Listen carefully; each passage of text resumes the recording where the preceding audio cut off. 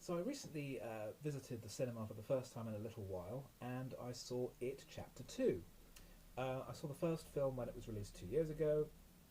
I quite enjoyed it, but I felt that it was a very mainstream movie. It didn't have any sort of style or subtext or anything that felt out of the ordinary. It really felt just like it was a cut above the Conjuring movies, say, but really nothing that approached the level of something like It Follows or Mandy's an extreme example, but nothing that really felt fresh or different. So I was interested in seeing the second film. I didn't have much in the way of high expectations, and to be honest, they weren't really met.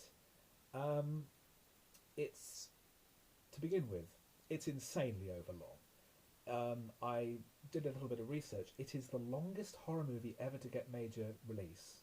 It runs 2 hours 49 minutes.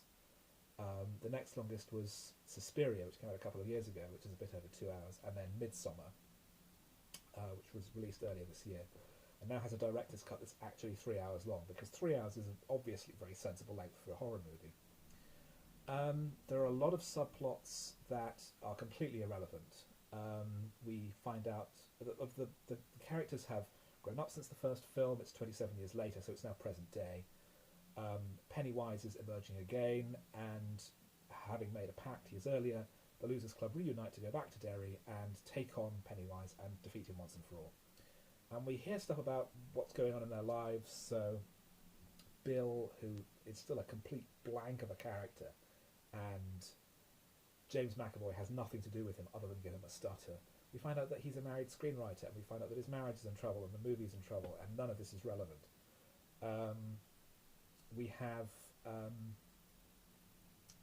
Beverly, having had an abusive father, she's now in an abusive marriage. In the book, apparently, this is extremely relevant, as is Bill's marriage, but it's not really followed up. So it should either be properly developed or just discarded. The problem with discarding it is that it kind of removes what appears to be the main theme of the movie, which is that trauma can't be buried. It can't be run away from in the way that the characters have literally run away from Derry. It has to be confronted and dealt with, or it just stays there and festers forever.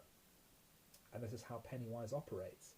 He feeds on the fear and trauma of others.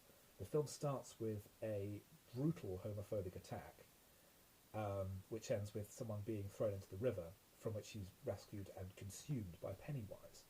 And you get the feeling that Pennywise is awakened by the violence and the rage and the anger shown by the attackers, and then that opens the opportunity for him to consume their victim.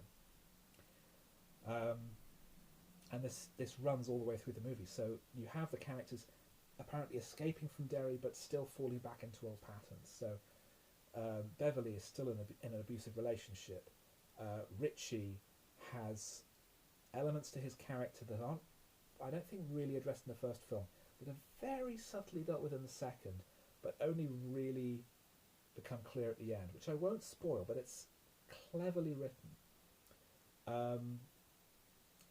You have Stanley, who is written out of the movie very, very quickly, in an interesting and clever way, because he too is unable to face his own fears, his own trauma.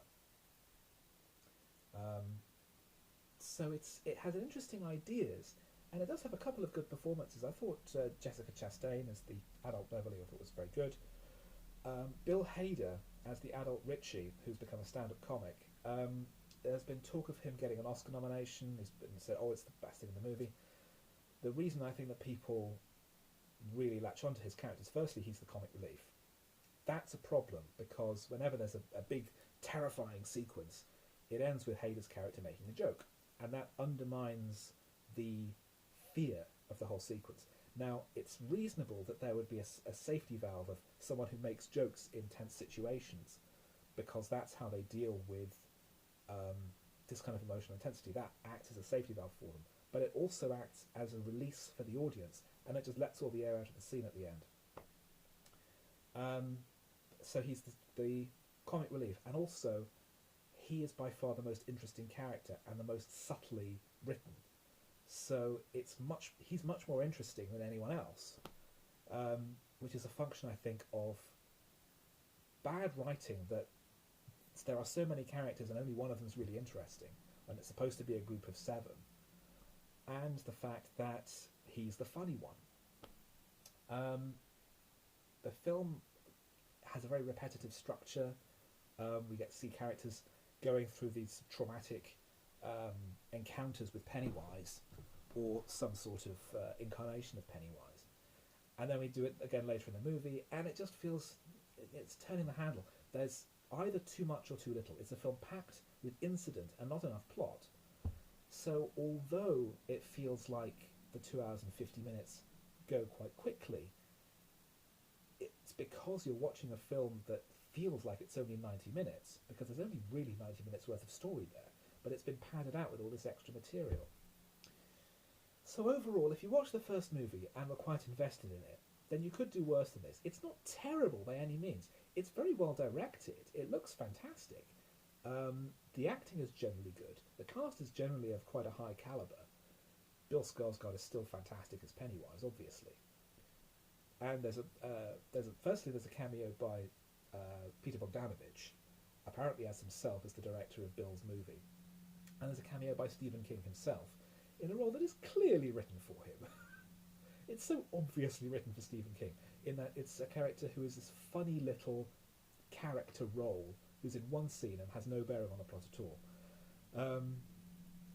So it's fine, but given the scale of the book, that it's about this whole universal horror and a turtle vomiting out the cosmos and psychic battles and all this sort of thing, there is so much there that I think would work as source material, even if it's not totally workable in a film setting. It should have, they've done it once as a mini-series. That seems to be its natural home, because it doesn't really work if they're trying to do it as a movie, because there's either too much or too little. So, although it's a competent film, it's not that much of a good one.